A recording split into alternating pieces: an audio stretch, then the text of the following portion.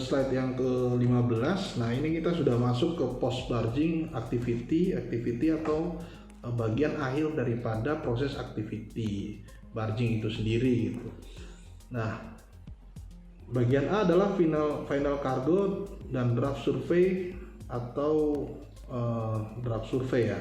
Yang pertama, informasi aktivitas loading telah selesai. Jadi operator biasanya pada saat aktivitas loading sudah selesai atau mencapai angka pada draft tongkang tadi, nah itu menyampaikan ke teman-teman GL Port Service untuk melakukan pengecekan ya. Nah, kemudian pengajuan permintaan final draft. Teman-teman ini melakukan pengajuan permintaan final draft yang kemudian dilakukan final draft dengan customer, kemudian dengan PAMA dan juga surveyor yang dalam hal ini tersertifikasi untuk melakukan perhitungan draft ya. Nah, memang kalau di PAMA hanya sebagai saksi gitu ya, sehingga angka draft itu benar-benar real sesuai dengan apa yang dilihat.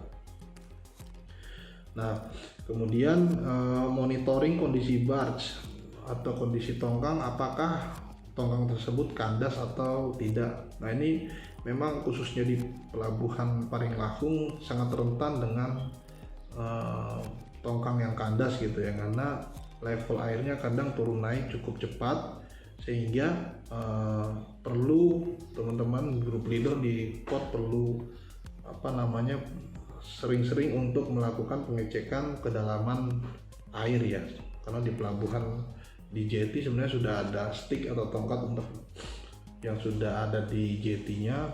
Ya, teman-teman GL tinggal memonitoring mister tersebut untuk mengetahui kedalaman dari sungai. Nah, yang kedua adalah pembuatan sertifikat final draft oleh surveyor. Nah, surveyor ini sebenarnya orang yang memang benar-benar ditunjuk dan tersertifikasi ya, pihak yang benar-benar dipercaya untuk melakukan draft survey. Dan ini beberapa dokumen-dokumen yang harus dibuat oleh pihak-pihak tertentu, baik surveyor maupun pihak owner, dalam hal ini customer yang memiliki material ya, untuk menandatangani surat-surat baik surat jalan NOR maupun SOF yang ada gitu. Nah, yang terakhir adalah pelepasan tongkang dari jetty. Nah, pada saat komplit kemudian diukur final draftnya, kemudian tadi pembuatan dokumen-dokumen atau surat jalan dari tongkang tersebut. Nah, yang paling terakhir adalah aktivitas untuk pelepasan tongkang ya, tentunya menggunakan jasa mooring seperti itu. Nah, dokumen-dokumen batch loading yang ada biasanya yang berkaitan juga dengan teman-teman PAMA ya adalah PAMA dan juga customer dan surveyor yang ada di pelabuhan. Yang pertama adalah surat jalan tongkang. Ya, surat jalan tongkang ini memang diperlukan untuk melengkapi dokumen, sehingga pada saat pemeriksaan di jalan atau pada saat pemeriksaan air oleh dinas terkait bahwa surat jalannya sudah dilengkapi ya di awal.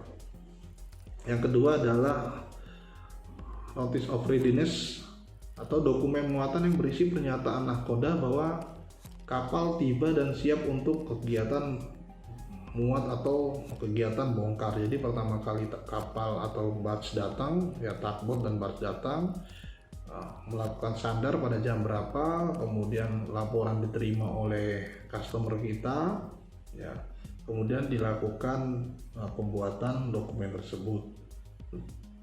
Nah, kemudian SOF atau statement of fact itu laporan pelaksanaan kegiatan bongkar muat mulai dari awal hingga selesai kegiatan. Kalau di PAMA biasanya lebih dikenal dengan timesheet gitu ya, timesheet. Nah, kalau di pelabuhan biasanya dikenal dengan SOF atau statement of fact ya, atau laporan kegiatan-kegiatan selama proses bongkar atau muat batu bara itu dilakukan gitu. Kemudian sertifikat draft survey, ini dokumen yang dikeluarkan oleh surveyor perihal statement of barge atau cargo barge. Jadi sertifikat ini dikeluarkan oleh surveyor ya, biasanya menggunakan Sukovindo atau misalnya Geoservice gitu ya. Nah, ini mengeluarkan dokumen tersebut, isinya adalah perhitungan kargo ya, perhitungan kargo yang dimuati atau dibawa oleh satu tongkang.